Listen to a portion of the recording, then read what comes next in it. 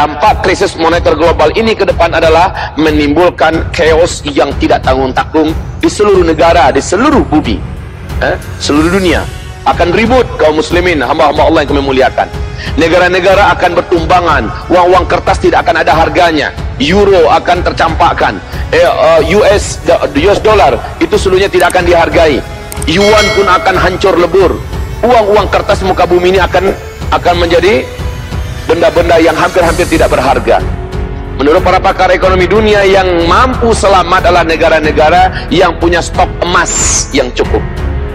Ini rahasia kenapa Cina pada hari ini gila-gilaan memborong emas, merampok emas, mengambil emas dengan cara apapun. Mereka sedang menumpuk-numpuk emas sebanyak-banyaknya. Apalagi negara yang paling teroris di dunia ini, Amerika. Amerika juga lebih gila-gilaan lagi mengumpulkan emas di muka bumi ini. Sampai-sampai ke Indonesia dia menjarah emas kita. Freeport. Dan sebentar lagi Freeport akan menjadi tempat pertarungan antara negara adidaya Amerika Serikat melawan Cina. Semuanya tahu Indonesia yang akan diobok-obok dan hancur. Kita yang bonyok di sini. Dan kita apakah mengizinkan mereka perang di negeri kita, memperebutkan kekayaan kita, sementara yang hancur negeri kita? Tentu saja para pemuda bersiap-siaplah. Kita tidak akan izinkan tanah kita sebagai tempat mereka bergaduh untuk memperebutkan kekayaan kita. Di mana letak kita? Di mana letak harga diri kita? Bersiap-siap wahai para pemuda. Benar kata Rasulullah sallallahu alaihi wasallam bahwa nanti kalian semua akan kembali kepada dinar dan dirham, kata Rasulullah. Lalu kalian akan membiarkan uang-uang kertas kalian. Ini unik, Pak. Zaman Nabi mana ada uang kertas, betul tidak? Adanya ungkapan Nabi seperti ini sebuah isyarat di akhir zaman manusia pernah menggunakan uang bohongan ini. Bisa saya pinjam uangnya? Oh enggak usah, ada di tangan saya. Masalahnya udah pucat duluan saya lihat. Ini uang. Kata siapa ini uang? Mindset manusia yang diciptakan sekarang ini adalah uang. Ketika ini saya robek, srek. Saya bukan tukang sulap, mana mau saya robek. Ketika saya robek, srek, saya robek menjadi 8 potongan. Masih ada harga nggak kertas nih? Kembali kepada nilai semula tidak kertas.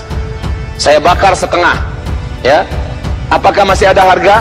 Tidak ada. Ini bukan uang, tapi ini yang disebut dengan makar Masih Dajjal di akhir zaman dalam menguasai ekonomi global. Dan ini akan hancur kembali. Uniknya, kembali saya bacakan hadis tadi, Nabi bersabda, nanti kalian semua akan kembali kepada dinar dan dirham. Dinar adalah emas, dirham adalah perak. Kalian akan kembali kepada emas dan perak. Awas, negara-negara besar dunia sedang memperbanyak emas mereka. Mereka tahu start 2018 akan terjadi krisis moneter, ya, global yang paling berbahaya, paling parah sepanjang umur dunia ini ada. Nah, kaum muslimin yang kami muliakan, saat itu kata Rasulullah, kalian akan membiarkan uang-uang kertas kalian berserakan di pinggir jalan seperti daun-daun menguning yang berjatuhan dipermainkan oleh anak-anak. Kaum muslimin yang kami muliakan, mungkin tidak berlebih-lebihan jika bapak-bapak ada mendengarkan ceramah-ceramah saya di beberapa event, di beberapa kejadian, ya, bahwa umat ini dianjurkan untuk mulai mengemaskan uangnya. Ada dengar tidak nasihat-nasihat saya seperti ini? Secara bertahap, yang punya tabungan-tabungan emas, yang punya tabungan-tabungan di rekeningnya, secara bertahap dia berangsur ditarik, mulai dijadikan emas. Emas batangankah, emas antamkah, ya, gerai dinar atau apa saja. Toh kapan kita perlu uang kertas bisa diuangkan kembali, betul tidak? Tapi emas itu mau dipatahkan, mau dibengkokkan, mau dibakar, tetap nilainya nilai emas, betul tidak? Itu yang sebenarnya uang. Ini saran saya. Apalagi kalau memang benar-benar teknologi musnah, uang bapak yang ada di bank nggak bisa ditarik, betul tidak? Antisipasi. Coba dari sekarang berpikirlah, bagi yang punya tabungan tentunya, untuk mulai mengemaskan uangnya. Dan ini tentu saja membuat gelisah para pengusaha uang kita yang membentuk usaha-usaha berbentuk bank. Ini gelisah mereka. Saya tidak menyuruhkan kepada rush money, Tidak, saya tidak menyuruhkan ayo tarik uangnya rame-rame, tidak. Tapi saya menyuruhkan agar umat ini waspada, uang kita mulai dialihkan menjadi bentuk emas dan disimpan secara pribadi diam-diam. Cukup suami istri yang tahu. Itu Pak, diam-diam saja. Cukup suami istri yang tahu. Gimana kalau disimpan di bank? Iya, memang aman insya Allah simpan di bank. Tapi sekali lagi, ketika bank mengalami gangguan atau teknologi umpamanya musnah, bisa kita tarik emas kita?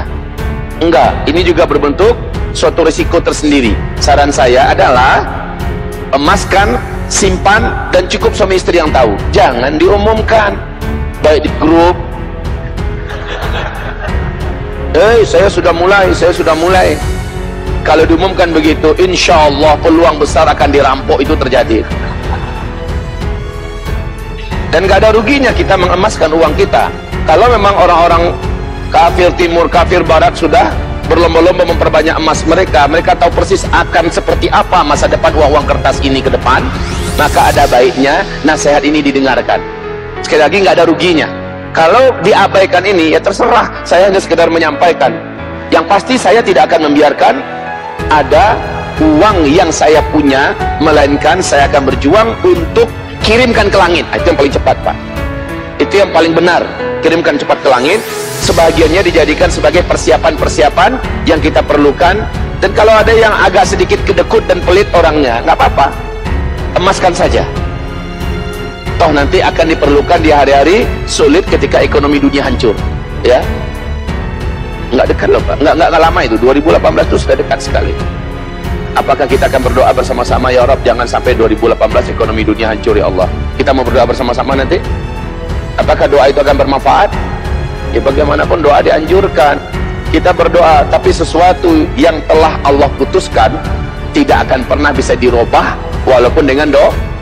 Ibaratnya itu begini Pak, matahari itu sudah pasti akan terbit. Satu bumi para wali-waliullah, para ulama berdoa, ya Rabb, tahanlah kembali matahari. Akankah mungkin Allah menahannya? Lan tajida li sunnatillahi tabdila. Tidak akan pernah Allah merubahnya. Tetapi kalau kita berdoa, ya Rabb, kuatkan hamba di hari-hari fitnah itu, hebatkanlah iman hamba di hari-hari fitnah itu, ini baru masuk. Ya, kalau kita minta agar sunnatullah berubah, nggak akan mungkin terjadi Pak. Sama dengan, ya Rabb, hamba sekarang laki-laki kan ya Allah, hamba ingin ya Rabb, mohon please ya Allah, jadikanlah hamba wanita. Itu gak akan mungkin. Karena minta agar Allah merubah qada yang telah dia putuskan untuk kita. Kalau qadar, ada peluang untuk Allah rubah, karena ada hadisnya. Tetapi qada enggak mungkin. Kalau Allah sudah memutuskan sesuatu, tidak akan bisa berubah sesuatu itu. Allahumma illa yasha Allah, ya. Dan tetapi ini akan sangat-sangat jarang sekali terjadi kecuali kalau Allah menghendaki. Qada Allah adalah api itu panas. Tetapi kalau Allah menghendaki untuk Ibrahim jadi dingin nggak? Ini ketika Allah sudah menghendaki. Tetapi ini sekali lagi adalah kehendak sepihak daripada Allah Subhanahu wa taala.